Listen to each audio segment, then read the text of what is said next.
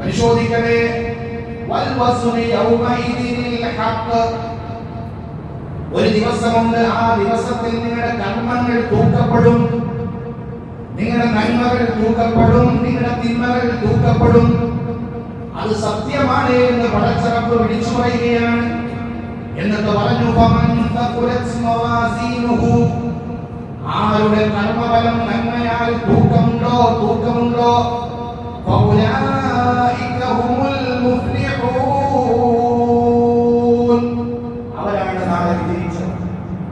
അവരാണ് നാളെ വിജയിച്ചവർ, അവരാണ് വിജയികൾ. നാളെ റബ്ബിന്റെ മുന്നിൽ വിജയിക്കുന്നവർ അവരാണ്. നേരെ മറിച്ചാണോ? അതേ സൂറത്തിൽ തന്നെ തൊട്ടടുത്ത ആയത്തിൽ അല്ലാഹു പറയുകയാണ്, ഫമൻ ഖഫ്ഫത് മവാസീനുഹു.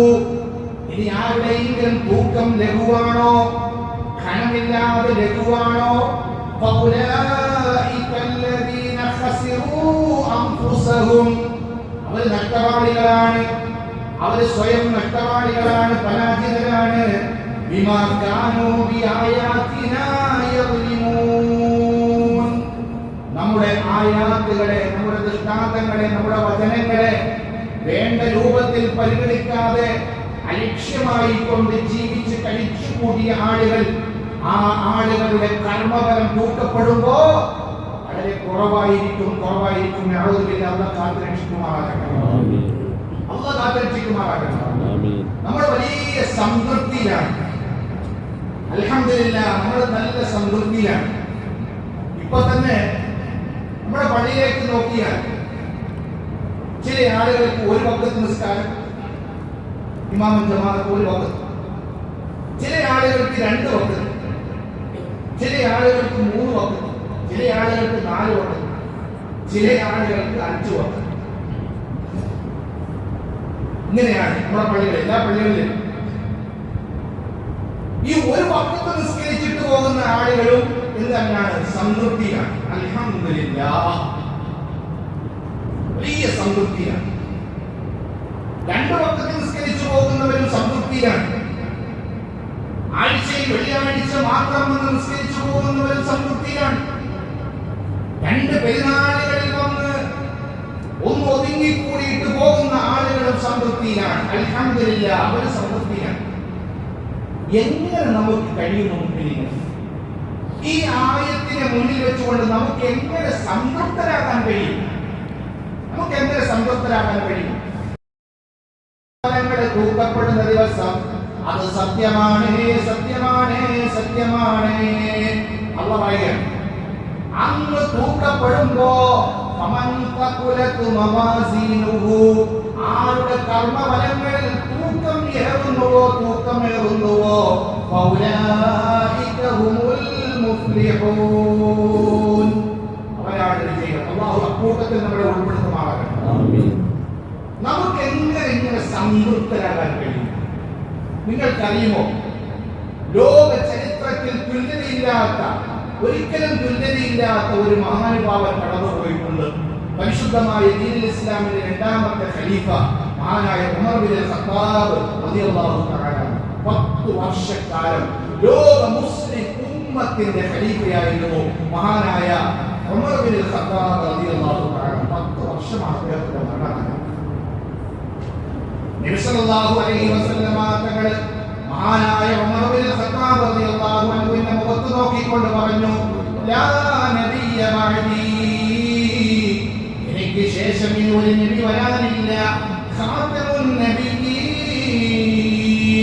നബിമാരുടെ ശൃംഖല സീൽ വെക്കപ്പെട്ടു, എന്നിലൂടെ സീൽ വെക്കപ്പെട്ടു പോയി, മുദ്രം ചെയ്യപ്പെട്ടു പോയി.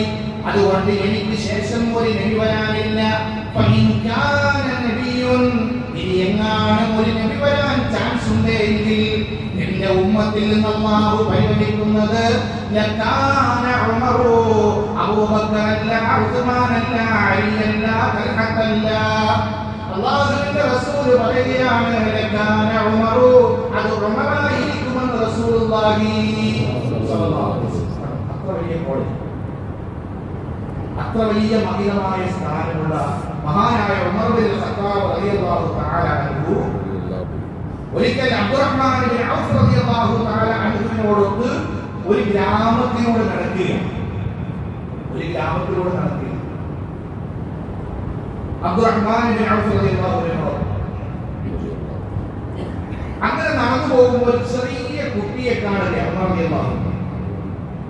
ആ കുട്ടിയെ തന്റെ നെഞ്ചോട് ചേർത്ത് അടച്ചു പിടിച്ചിട്ട് ഓമനത്തം തുളുമ്പുന്ന അവന്റെ ചെഞ്ചുണ്ടിൽ ഓമനത്തത്തിന്റെ മുത്തം കൊടുത്തിട്ട് മഹാനായ ഉമർ ഇബ്നുൽ ഖത്താബ് റളിയല്ലാഹു അൻഹു ആ പിഞ്ചു കുഞ്ഞിനോട് പറയുകയാണ്, പൊന്നുമോനെ, എന്റെ പാപങ്ങൾ പുറത്തു കിട്ടുന്നതിന് വേണ്ടി, നാളെ എനിക്ക് സ്വർഗം ലഭിക്കുന്നതിന് വേണ്ടി അല്ലാഹുവിനോട് ദുആ ചെയ്യണം, പ്രാർത്ഥിക്കണം എന്ന് പറയുകയാണ്.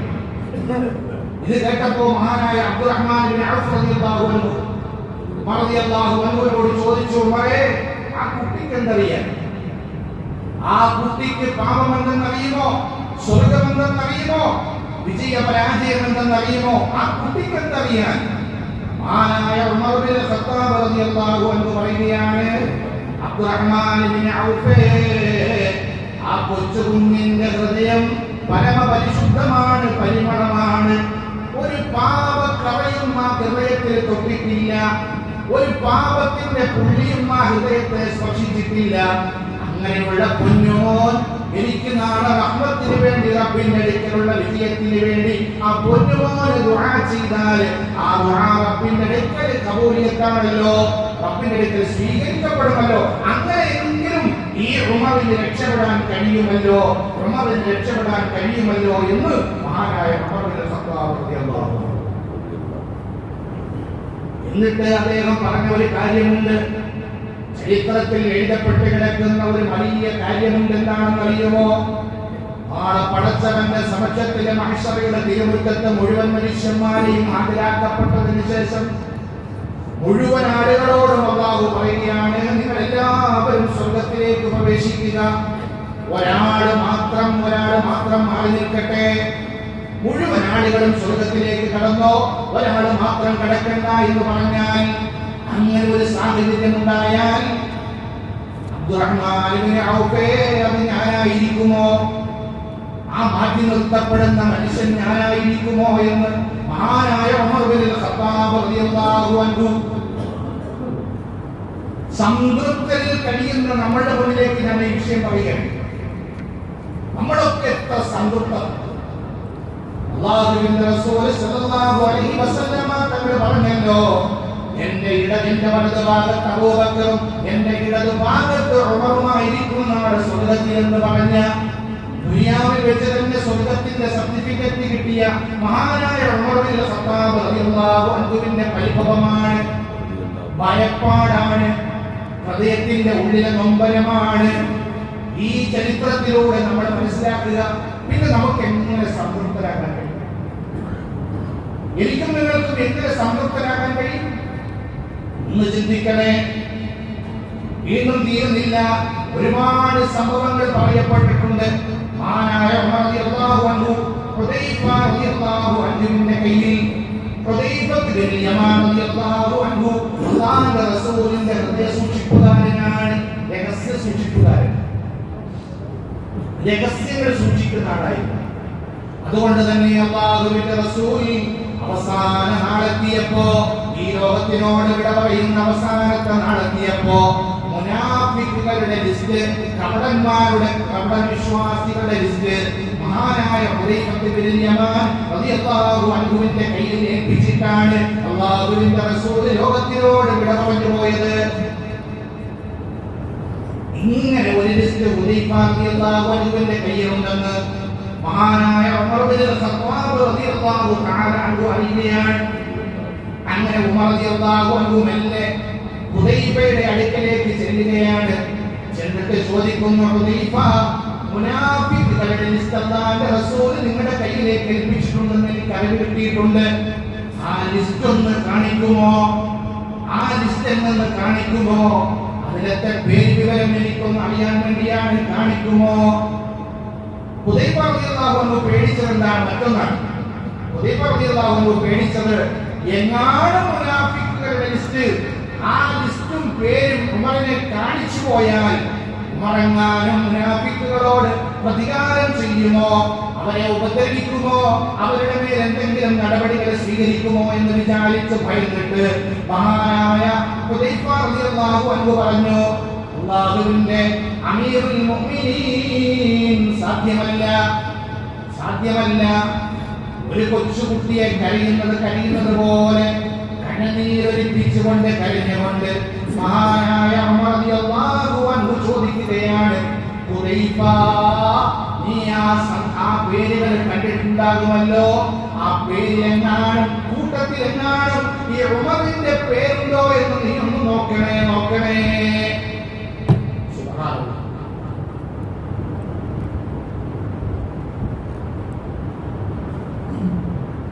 മനസ്സിലാക്കാൻ തോന്നിയിട്ടുണ്ട്.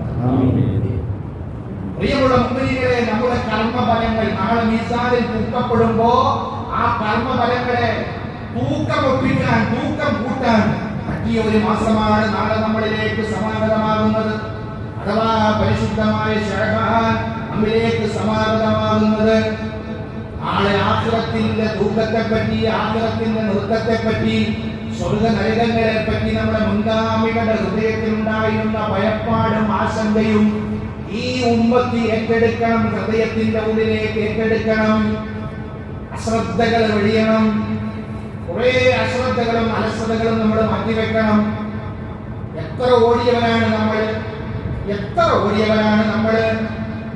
ഓട്ടത്തിനിടയിൽ എന്തെല്ലാം നന്മകൾ നഷ്ടപ്പെടുത്തിയവരാണ് നമ്മൾ. ഇനി വേണ്ട, ഇനി ഓട്ടം എത്ര നാൾ വരെയും അറിയുകയില്ല. കഴിഞ്ഞ ദിവസം റിപ്പബ്ലിക് ദിനത്തിനന്ന്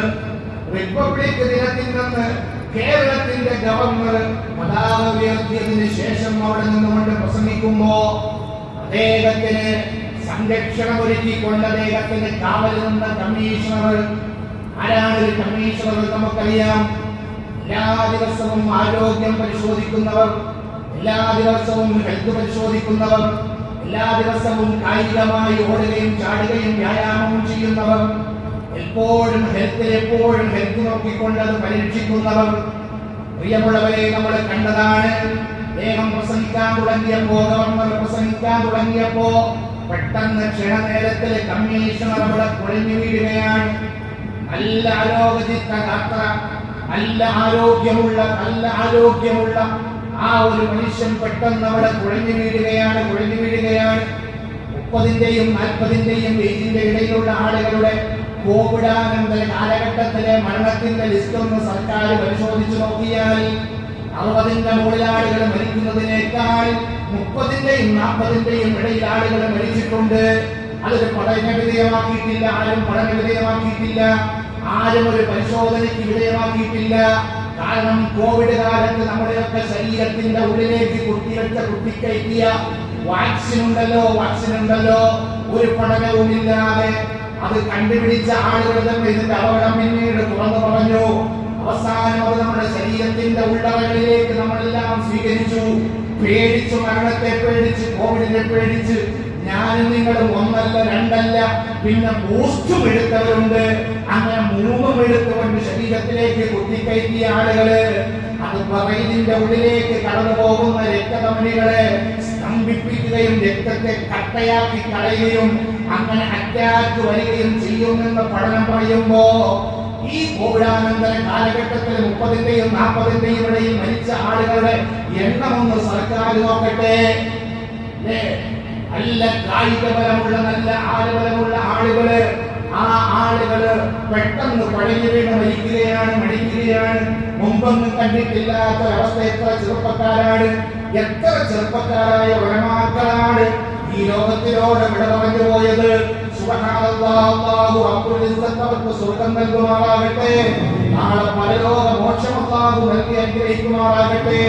ചിന്തിക്കണേ മുഅ്മിനേ, ഒരു നേരത്തെ നിസ്കാരം കൊണ്ട് സംതൃപ്തി അടയുന്ന നമ്മള്, ഒരു ജുമുഅ കൊണ്ടിട്ട് സംതൃപ്തി അടയുന്ന നമ്മള്, 2 പെരുന്നാൾ കൊണ്ടിട്ട് സംതൃപ്തരാകുന്ന നമ്മള്, സ്വർഗ്ഗം കയ്യിൽ കിട്ടിയ മഹാനായ ഉമർ ഇബ്നുൽ ഖത്താബ് റളിയല്ലാഹു അൻഹു സ്വർഗ്ഗത്തിന്റെ വലതുഭാഗത്തിലായിരിക്കുമെന്ന് റസൂൽ സർട്ടിഫിക്കറ്റ് ചെയ്ത മഹാനായ ഉമർ ഇബ്നുൽ ഖത്താബ് റളിയല്ലാഹു അൻഹു കൊച്ചു കുട്ടികളോട് ദുആ ചെയ്യണേ എന്ന് പറയുമ്പോ ആഖിറത്തിൽ രക്ഷപ്പെടാൻ വേണ്ടി കുഞ്ഞുങ്ങളായ കുഞ്ഞുമക്കളെ ചേർത്ത് പിടിച്ചിട്ട് മക്കളെ എനിക്ക് വേണ്ടി ദുആയിരക്കണമെന്ന് പറയുമ്പോ മുനാഫിക്കുകളുടെ ലിസ്റ്റിന്റെ കൂട്ടത്തിൽ ഉമറിന്റെ പേരുണ്ടോ എന്ന് തിരയുമ്പോ ആ മനസ്സിന്റെ ഉള്ളിലുള്ള പേടി എന്താ?